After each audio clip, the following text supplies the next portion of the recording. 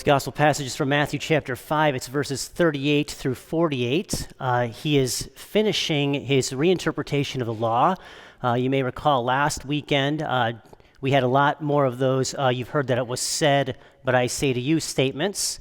And that was in the Sermon on the Mount. Jesus is still in the Sermon on the Mount. Basic understanding or basic theme of the Sermon on the Mount, if someone were to ask you, what is the Sermon on the Mount about? It is about the reforming of our hearts in terms of thoughts, which of course are attached to the mind, but desires. Ultimately, we'll get to speaking about the desires of the heart. And that is ultimately what the Sermon on the Mount is about, if you wanted to summarize it concisely. So let's start with this law of equal retaliation. Law of equal retaliation goes back to about 1800 BC. It is one of the oldest laws in the world, going back to about the time of King Hammurabi. And it was literally only an eye for an eye and a tooth for a tooth. And it was mentioned in the Old Testament about 3 times. And it was employed by a judge in a court system. It was never to be used by regular people or people who were not like judges or in the court system. It was originally intended to restrict unlimited revenge. All right, so then we have to realize that slaves and animals were property. If somebody knocked a tooth out of an animal or a slave or plucked an eye out or damaged one, that would be property damage, and so that person had a right to go, if the judge allowed it, and also pluck out the eye or damage the slave or the animal as was inflicted upon them.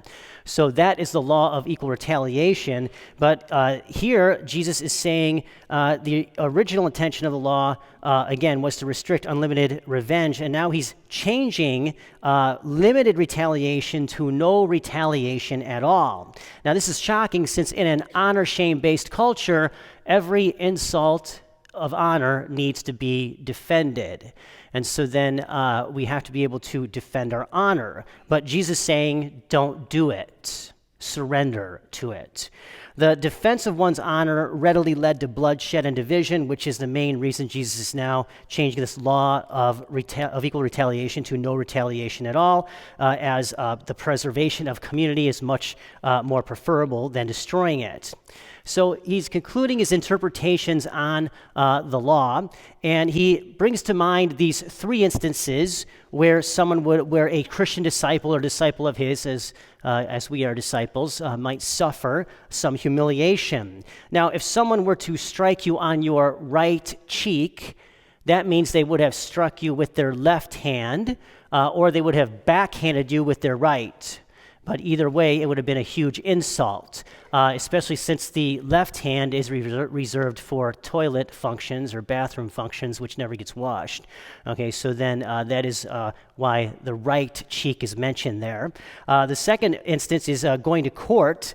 If someone wants to go to court over your tunic, then hand them your cloak as well. It's not that big of a deal in the end because God is our defender, but we'll get there in a moment. The third one is they had mercenary Israelite soldiers who could press citizens into service for carrying their military gear for 1 mile. And so then if they were pressed into service, it would be humiliating to carry the military gear of basically a traitor to the country. So these 3 instances, Jesus urges the humiliated disciple to suffer the shame and surrender the right to defend honor because members of Christ's kingdom do not resist someone who wrongs them, or in other words, offer no resistance to one who is evil, as it is said there, because God is our defender. The point Jesus is making is to forego defending oneself against every little insult. We, in our culture, even today, you know within yourself that we always have a tendency to want to defend every single insult. If somebody's going to act aggressively towards me, I'm going to act aggressively back towards them. And this is, what happens when road rage. All right, somebody does something stupid on the road, then someone has to do something else, and they're shooting at each other on the road. Okay, all right, so you know how this works. All right, there's a tendency to want to defend even our own honor in every single case. We don't have to. We don't have to. So in Jesus' group of followers, that's us, disciples, Christians, there's no place for this selective attachment or aloofness because we're all in the same family. Christians in the same family accept everyone without discrimination. They work to change enemies to friends, and they join other family groups known as the parish family, for instance, all right, because we all have relatives and friends, probably have brothers and sisters or someone in our family that's not following the way that they were raised, such as in their Catholic beliefs, or they're not living the way that maybe they should. And so then here we kind of like left that family and kind of joined another family. So this is your family. And this is another way of being perfect, as your Heavenly Father is perfect, is to perfectly love. And this, of course, is St. Christopher's Christian family or parish family. And so do I need to tell you to be nice to one another? All right, that's something my mom always said, be nice to one another and share. All right, so this is what the Lord is teaching actually behind all of this as well. So you might want to recall last week then that we are still in the Sermon on the Mount, as I mentioned, and he taught what? He taught the law of love. Jesus is focusing on the law of love last weekend, to love God and love neighbor, but we can't do that if our hearts are not pure. So that radical teaching of last week's gospel is that murder, adultery, divorce, and dishonest dealings begin with what? They begin with the smaller thoughts of sin, or smaller sinful thoughts. Murder begins with anger. That's why he says, do not be angry with your brother. If you harbor a grudge, eventually it's going to lead to murder, or it can. Probably does. Adultery begins with lustful thoughts. Divorce begins by entertaining thoughts about marriage being breakable or not a permanent bond. And dishonest dealings, they begin with little white lies. All right, so just like the Old Testament people, we ourselves today are guilty of permitting the smaller sins of thought because we think, well, they're not really hurting anyone. But murder, adultery, and divorce and dishonest dealings, they don't happen overnight. Nobody wakes up in the morning and says, I'm going to go kill somebody today. I'm going to get divorced today. I'm going to commit adultery today. I'm going to start lying today.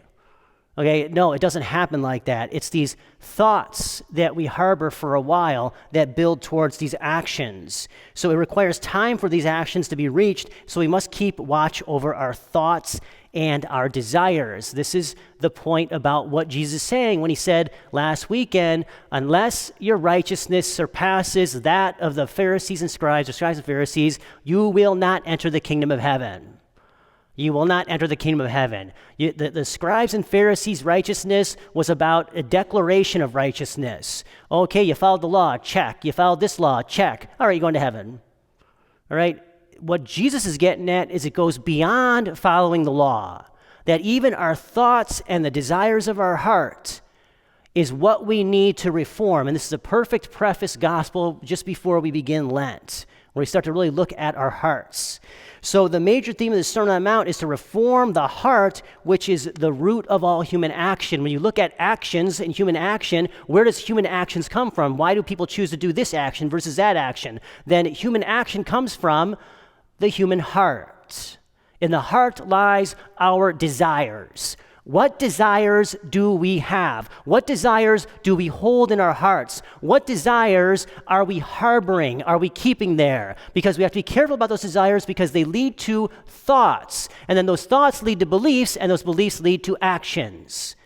All right, so this is the whole point about our thoughts and our desires of our heart, is that the actions come from beliefs which are rooted in thoughts which come from those desires of our hearts. So we want to be perfect in love. So this is why Jesus says, love your enemies and pray for those who persecute you. Be holy, for I, the Lord your God, am holy, and we are his children.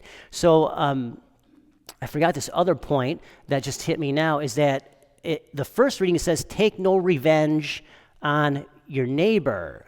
All right, so here we're talking about this ability to take revenge on your enemy in the New Testament gospel, but in the first reading it's mentioned to take no revenge on your neighbor or a fellow Israelite. Anyone who is not Israelite was considered an enemy. So that's why that equal retaliation came about, was in regards to taking revenge upon anyone who was not Israeli, or those were considered your neighbor.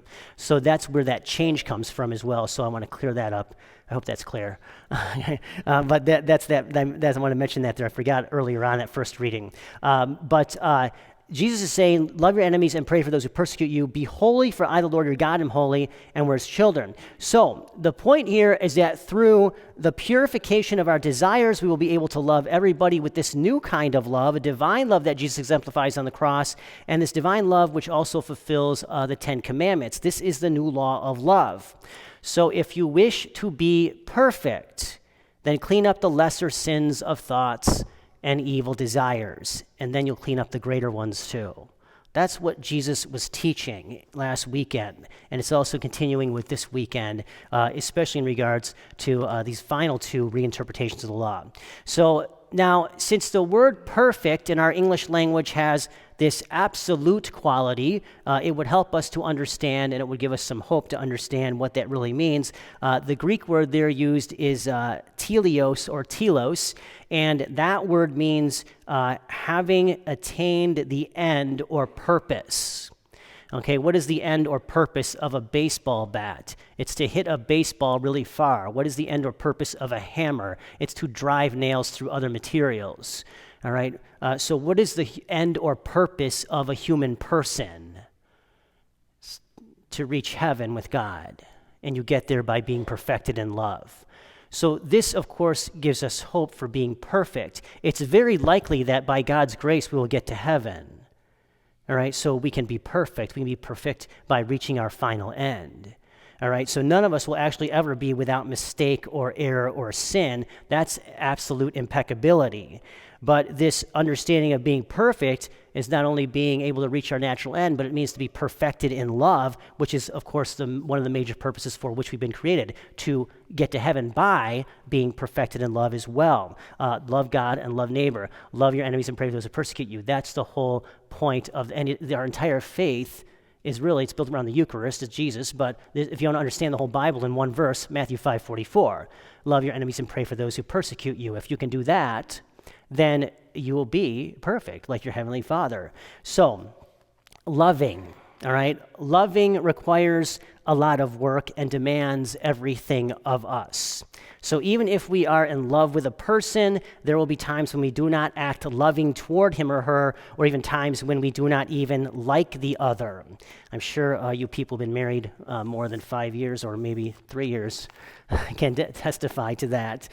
So how much more difficult is it to love within the larger Christian parish family, within the parish, within the city, within the state, within the country, within the world? It is difficult. Every parish family, everywhere in the world really, has people whom we find it hard to love. People can be difficult, they can get on our nerves, and they can annoy us and be disagreeable. But Jesus commands us to love, and that command to love demands that we do what? Overcome our differences. We can overcome differences, all right? And we don't even have to love each other. Well, we do have to love each other, but we don't have to like each other. All right, we don't have to like each other, but we can overcome differences, and we have to love each other. That means we desire everyone to go to heaven. That's what love means. So we will not be condemned for failing in love, but only for not trying. All right, so love seeks the good of the other, and it begins in our thoughts. So we want to reform our hearts, especially as we look forward to the next 40-some days of Lent.